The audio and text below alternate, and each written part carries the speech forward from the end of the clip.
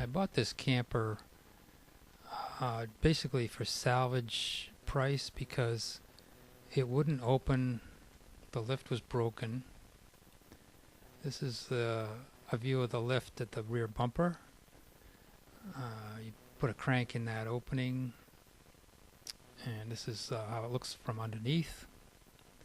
So it's okay there, that part, but if you look under the camper here, this is with the cover removed, you can see where the connection is broken between the crank mechanism and the threaded rod, which pulls on the cables.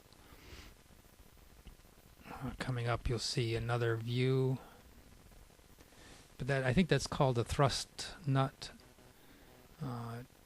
It hooks on the other side and against the bearing.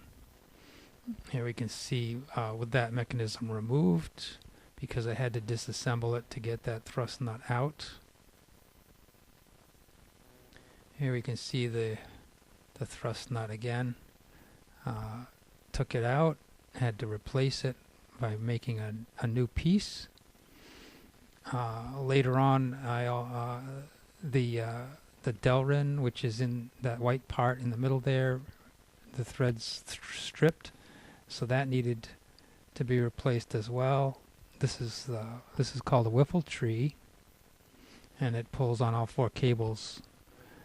So this is what the Delrin nut looks like. It's the original one is on the left with the stripped threads. There's a solid rod is the second piece that I bought to make replacements, and the other 2 pieces are my first tries, which weren't entirely successful. Here I am drilling out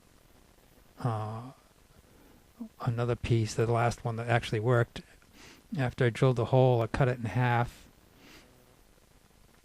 The hole was smaller than the total threads, more like inside diameter.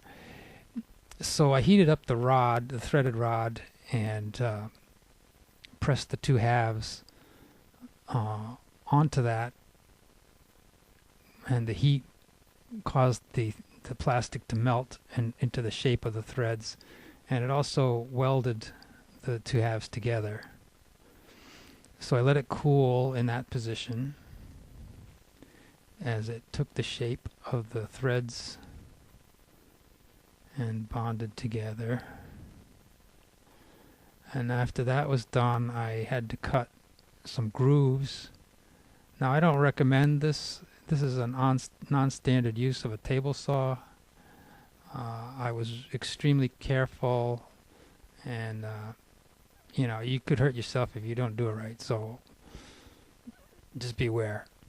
Now this is just a view of the whole assembly put back together. I did have to cut the welds on that metal cross piece and re-weld them to get them back together. There's another view of it.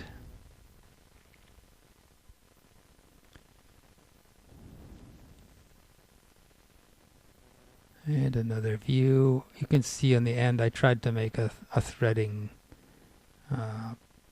thing, which didn't work. It just chewed up the plastic. And there we have it. It works, and we go camping. And it was actually in really nice shape. So I got a nice camper for very little.